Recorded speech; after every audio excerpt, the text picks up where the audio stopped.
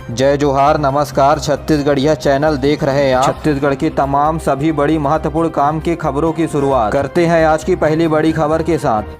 कोंडागांव विधायक मोहन मरकाम कांग्रेस प्रदेश अध्यक्ष के पद से इस्तीफा देने के बाद उन्हें शुक्रवार को राजभवन में मंत्री पद की शपथ दिलाई गई। राज्यपाल विश्वभूषण हरिचंदन ने श्री मरकाम को शपथ दिलाई, जहां मरकाम ने हिंदी में पद और गोपनीयता की शपथ ली। इस अवसर पर मुख्यमंत्री भूपेश बघेल, डॉक्टर विधानसभा अध्यक्ष डॉक्टर चरणदास महंत, सभी मंत्रिमंडल के सदस्य, कैबिनेट मंत्री एवं अन्य सदस्य मौजूद थे। 12 जुलाई को कांग्रेस हाईकमान ने आदेश जारी करते हुए प्रदेश अध्यक्ष मोहन मरकाम को हटाकर बस्तर सांसद दीपक बैज को प्रदेश अध्यक्ष कांग्रेस का बनाए जाने की घोषणा की गई। इसी दौरान पिछले 4.5 साल से बने हुए स्कूल शिक्षा मंत्री डॉक्टर प्रेमसाय सिंह टेकाम ने इस्तीफा दे दिया। डॉक्टर प्रेमसाय सिंह टेकाम की जगह अब मंत्रिमंडल का सदस्य मोहन मरकाम को बनाया गया है। तो वह इसी के साथ भूपेश कैबिनेट में भी फेरबदल किया गया, जहाँ मंत्री रविंद्र चौबे को शिक्षा मंत्री बनाया गया है, तो वहीं गृह मंत्री ताम्रध्वज साहू को कृषि विभाग का जिम्मेदारी दिया गया है। इसके अलावा मोहन मरकाम को ST/SC OBC अल्पसंख्यक कल्याण विभाग दिया गया है, तो वहीं TS सिंहदेव को ऊर्जा विभाग दिया गया है। वहीं प्रेमसाय सिंह टेकाम को अब राज्य योजना आयोग का अध्यक्ष बना दिया गया है।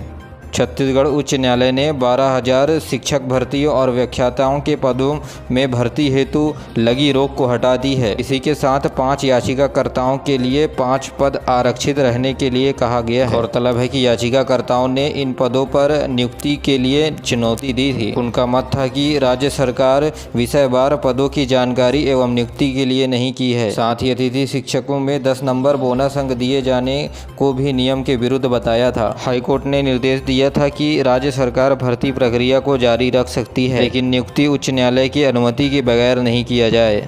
प्रदेश के 318 स्वामी आत्मानंद स्कूलों में करीब 9,700 पदों पर भर्ती की जाएगी। स्कूल शिक्षा विभाग के द्वारा आत्मानंद स्कूलों में भर्ती हेतु नियमावली जारी कर दी गई है। सभी पद स्कूल शिक्षा विभाग से के प्रतिनियुक्ति पर ही भरी जाएंगे, यानी अब बाहर से संविदा कर्मचारियों की नियुक्ति नहीं होगी। पहले से स्कूल शिक्षा विभाग में काम कर रहे कर्मचारी शिक्षक जो हिंदी मीडियम या अन्य स्कूलों में काम कर रहे हैं, उनका प्रतिनियुक्ति इंग्लिश मीडियम स्कूल में किया जाएगा। इसकी जाँच के लिए कलेक्टर के द्वारा एक बोर्ड का भी गठन किया गया है। वहीं सोसाइटी की नियमावली भी स्कूल शिक्षा विभाग के द्वारा तय की गई है।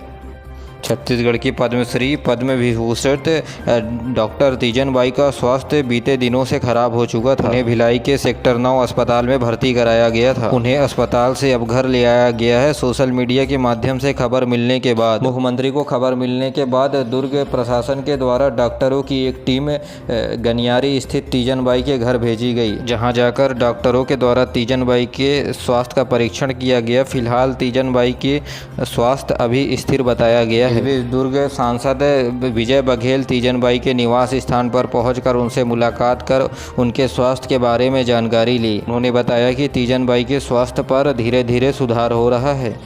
छत्तीसगढ़ में एक लंबे समय के बाद 28 जिलों के संविदा कर्मचारियों ने इस्तीफा दे दिया है। यहाँ रायपुर में अनियमित कर्मचारियों ने जलाए ज्ञापन। अरुण साव बोले, सरकार बनते ही पूरी करेंगे मांग। जी हाँ, शुक्रवार को नया रायपुर के तूता में कर्मचारियों ने जमकर हंगामा किया। इस बीच 28 जिलों में संविदा कर्मचारियों ने इस्तीफा दिया है। इस्तीफा देने वाले कर्मचारियों की संख्या करीब 45,000 है। अनियमित कर्मचारी मुख्यमंत्री आवास घेरने जा रहे हैं। घेराव करने जा रहे संविदा कर्मचारियों को पुलिस ने घेरा। संविदा कर्मचारियों ने कांग्रेस भगाओ के नारे लगाए, ज्ञापन की प्रतियां जला दी। मौके पर पहुंचे बीजेपी अध्यक्ष अरुण साव ने कहा कि भाजपा संविदा अनियमित दैनिक वेतन भोगी और अन्य प्रकार के अस्थायी कर्मचारियों की मांग को अपने घोषणा पत्र में शामिल करेगी और सरकार बनते ही भाजपा अपना वादा पूरा करेगी। 28 जिले के संविदा कर्मचारी 45,000 इस्तीफा को अब सरकार को 15 जुलाई को सौंपा जाएगा।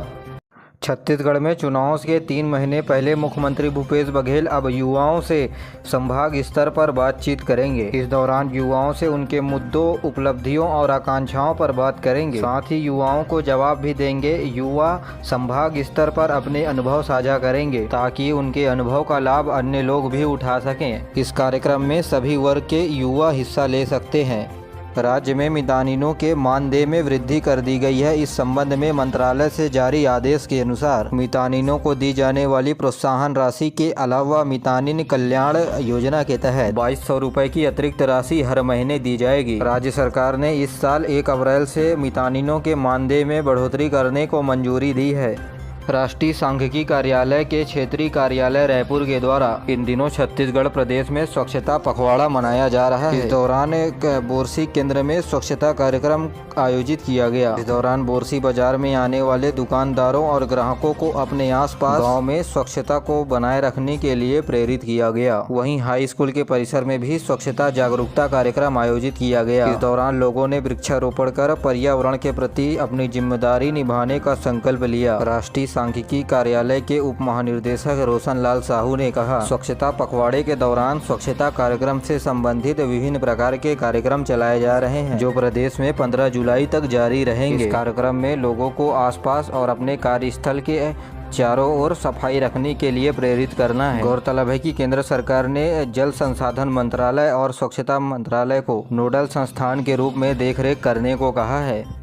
छत्तीसगढ़ विधानसभा का मानसून सत्र 18 जुलाई से 21 जुलाई के बीच प्रस्तावित है। 17 जुलाई को हरेली त्योहार के बाद भारतीय जनता पार्टी राज्य सरकार को विभिन्न मुद्दे के ऊपर घेरने की तैयारियां बना रही है। छत्तीसगढ़ विधानसभा के नेता प्रतिपक्ष नारायण चंदेल ने बयान जारी करते हुए कहा कि यह दुर्भाग्य की बात है। छत्तीसगढ़ में ये दुर्भाग्य की बात है कि जब से राज्य सरकार ने अपनी कमान संभाली है, तब से विधानसभा में कोई भी सत्र पूरा नहीं हो पाया है। समय से पहले विधानसभा सत्र को रद्द कर दिया गया। यह परिचायक है कि विधायकों के द्वारा कांग्रेस सरकार के ऊपर विश्वास नहीं है। श्री चंदेल ने आरोप लगाया कि सरकार चर्चा से बचना चाहती है। उन्होंने कहा कि विधानसभा में विपक्ष तो प्रश्न पूछेगा और उन्हें सवाल का जवाब देना होगा।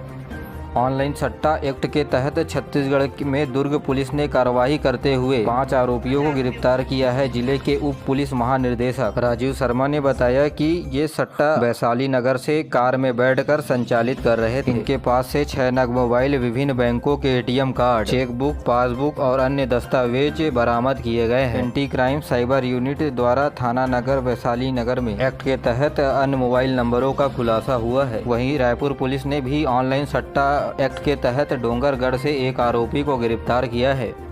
रायपुर में 18 और 19 सितंबर के बीच G20 सदस्यों की बैठक होने वाली है, जिसे लेकर लगातार बैठकें जारी है। इस संबंध में प्रदेश के महासचिव अमिताभ जैन ने मंत्रालय में सभी अधिकारियों की बैठक ली। मुख्य सचिव ने छत्तीसगढ़ के विभिन्न मार्गों पर छत्तीसगढ़ की विशेषता को प्रदर्शित करने वाले छायाचित्र बनाने के निर्देश दिए। इसके अलावा राज्य के गौरवशाली संबंधित होर्डिंग लगाने के निर्देश दिए। साथ ही विदेशी मेहमानों के लिए छत्तीसगढ़ के संस्कृति से संबंधित नृत्य, नाच गान कार्यक्रम आयोजित करने के लिए भी कहा।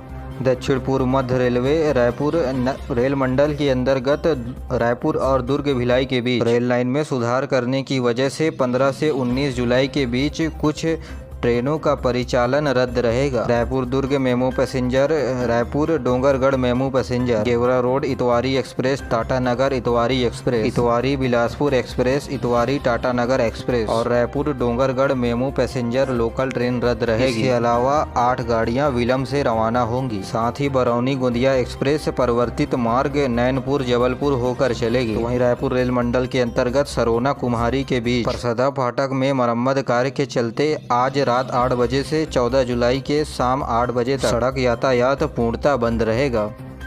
स्वच्छता और पर्यावरण के प्रति जागरूक करने के लिए वन विभाग के द्वारा घर घर पौधा तुहर द्वार कार्यक्रम चलाया जा रहा है। इस योजना के माध्यम से छत्तीसगढ़ के प्रत्येक घर घर में निःशुल्क पौधा दिया जाएगा। वहीं नगर निगम रायपुर के लिए एक व्हाट्सएप नंबर 75041761 भी जारी किया गया है, जिसके माध्यम से लोग पौधा अपने घरों तक मंगा सकते हैं। नगर निगम की टीम अधिकतम 5 पौधे आपके घरों तक 2 से 3 दिनों के बीच पहुंचा दिया जाएगा।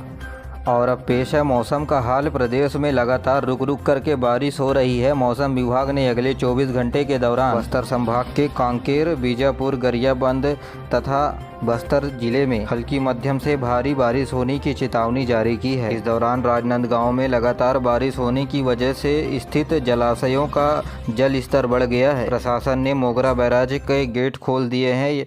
करीब यहां से 2000 क्यूसिक पानी छोड़ा जा रहा है। वहीं शाखा नाला, घुमरिया नाला तथा खातू टोला के बैराज से लगातार पानी छोड़ा जा रहा है, जिससे शिवनाथ नदी का जल स्तर बढ़ गया है। सुकमा जिले के DRG कोबरा बटालियन और दंतेवाड़ा के डिस्ट्रिक्ट पुलिस ने संयुक्त टीम ने लगातार नक्सलियों के खिलाफ छापा मारा और इसी दौरान 2 बड़े माओवादी कैंप को ध्वस्त कर दिया है। इस दौरान 4 आईईडी और भारी मात्रा में सामान बरामद किए गए हैं। सुकमा जिले के पुलिस अधीक्षक किरण चौहान ने बताया, संयुक्त ऑपरेशन गुगुंडा सीमा तेड़ तुमेल पाल सोयापार की पहाड़ियों में चलाया गया। इस दौरान माओवादियों के साथ सुरक्षा बलों की भी मुठभेड़ हुई। जवाबी कार्रवाई में माओवादी जंगल का फायदा उठाकर वहां से भाग गए।